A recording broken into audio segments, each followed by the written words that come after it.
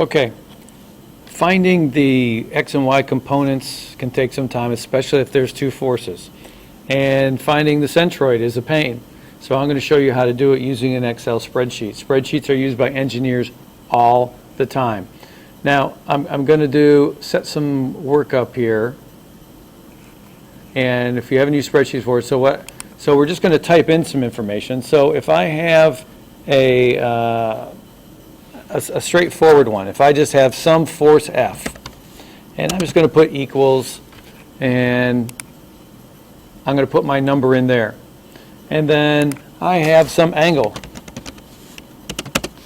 and I'm going to put that angle number in there. So if I have a force of 240 pounds, and I have an angle of 65 degrees, okay?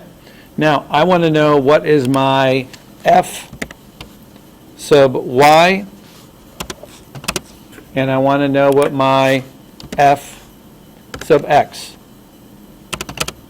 I want to know what my Y and X components of that force are, okay? And so what I do is I put a formula. Now, to put in a formula, you press the equals.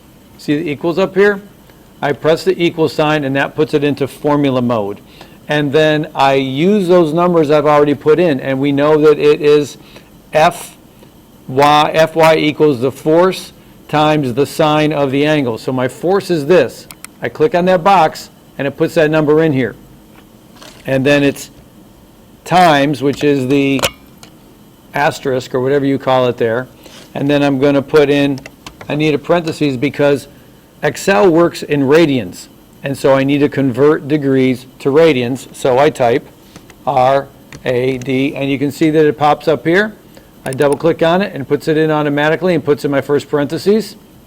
And then I want my angle. Well, here's my angle right here, and then I close that parentheses, close the second parentheses, and I believe that, and then, I'm sorry, that's not right, because I still have to add in, I'm not times the angle, it's times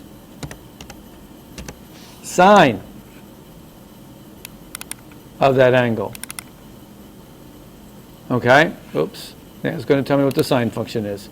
All right, so you type it in just one letter there, and then I can do that, and it automatically changes. I put that in open parentheses, that a closed parentheses, click outside of it somewhere, and that's my force. You can see up here, that's my force times the sine of the angle converted to radians. And I can do the same thing. I can also, in here, I can just drag it down, home, fill, down, and now I have sine of the radians. Now that's not quite correct because my force, remember, this is how I do it. This is D4 and D6. So I've got it, that's not, I need to change that to a 4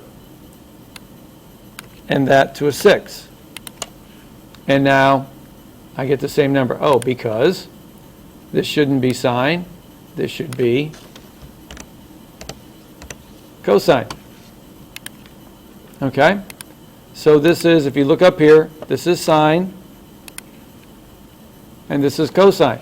And so now, once I've done that, all I have to do is put in a number. Okay, now it's 380 pounds, and it's 120 degrees.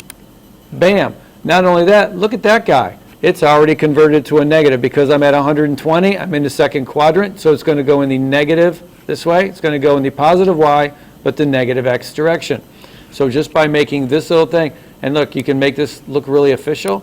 I can highlight the whole thing, right click, click on this, do that, and I got a little chart here that I can automatically, all I do is put in my force, put in my angle, and it does all my calculations.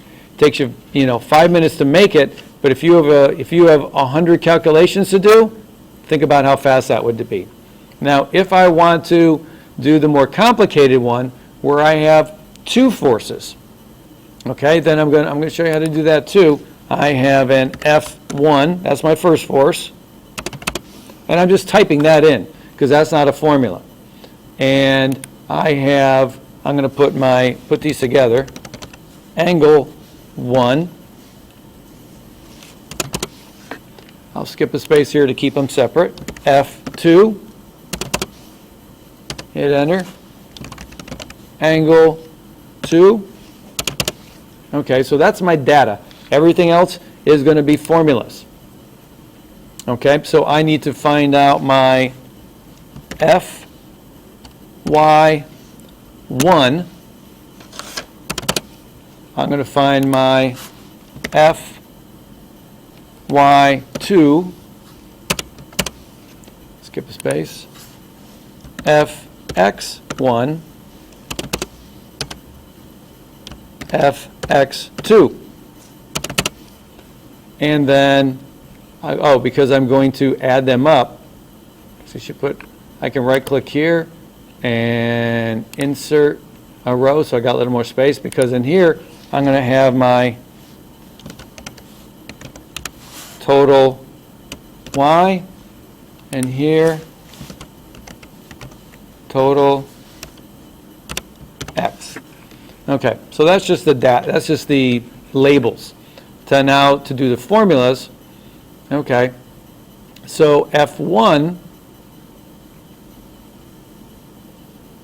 so that, okay, these here. So now to find my F1, FY1, I click here, I hit equals, puts me in formula mode.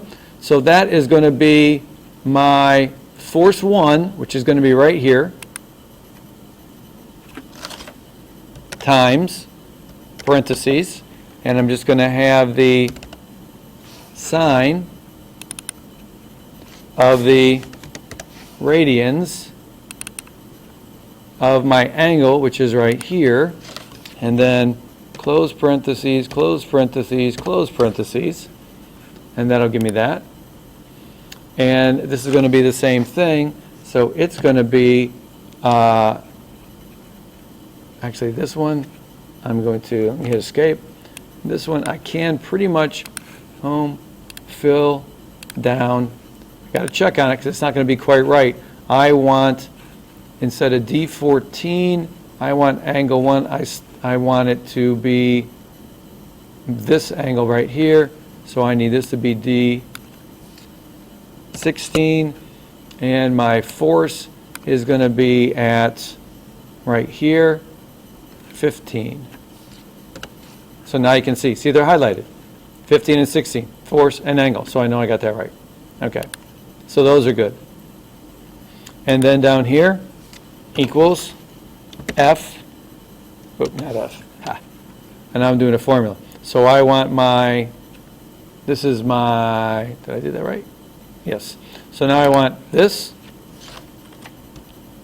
times parentheses, not sine.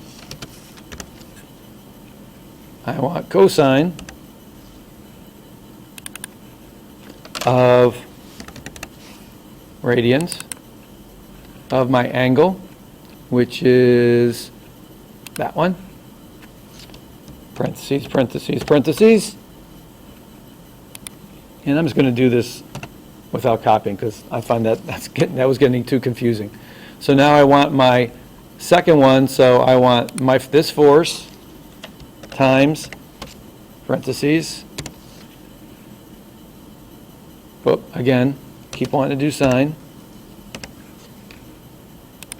Cosine radians. My angle is here.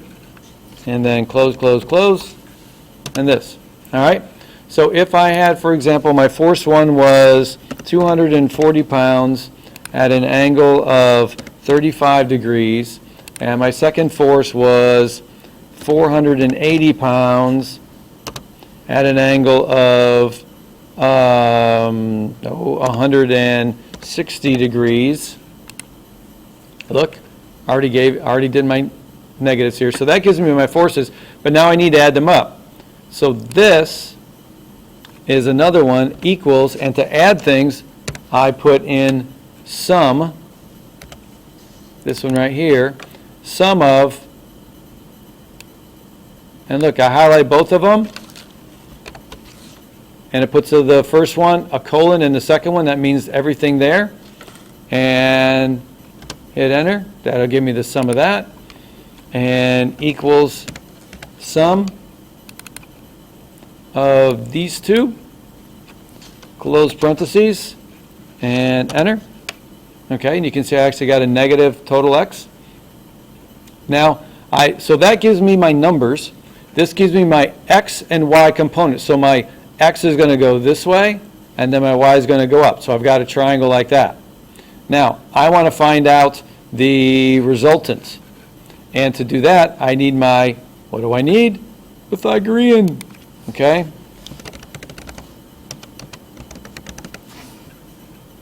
Resultant.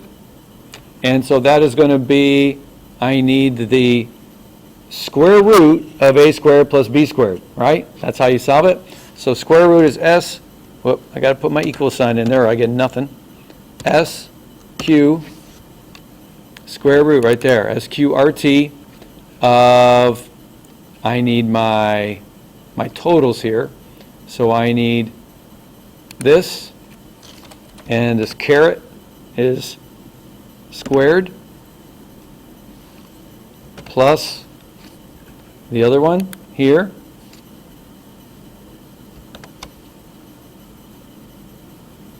squared. And even though that's a negative number, when I square it, negative goes away, so everything works out hunky-dory. All right, and then I hit enter. So that's my resultant. That's how long my actual force is. Okay, which is where I could draw a line there, because basically, so then I want to know my angle. And this one, because it is a negative x, it's going to give me it's going to give me this angle here for this line. So I need to do, and this one I actually wrote it down because this one, it's going to give me my angle in radians. Now I want it in degrees, so I hit equals, and I got to type in this, degrees. This will take my answer and convert it from radians to degrees. And it's going to be the inverse tangent, or the arc tangent, atan, of my opposite, which would be my y, divided by my adjacent, which would be my x. Let's see what this goes with the negative number. I'm not 100% sure. And I need one more to get everything to open, to close, and yep. So I got an angle of minus 49 degrees. What would that be? That would be 49 degrees going up this way, I guess. I might need to make that absolute value. Let's see. If I go up here, since those could be,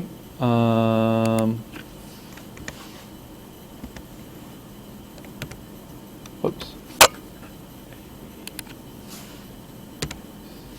Absolute value of that divided by the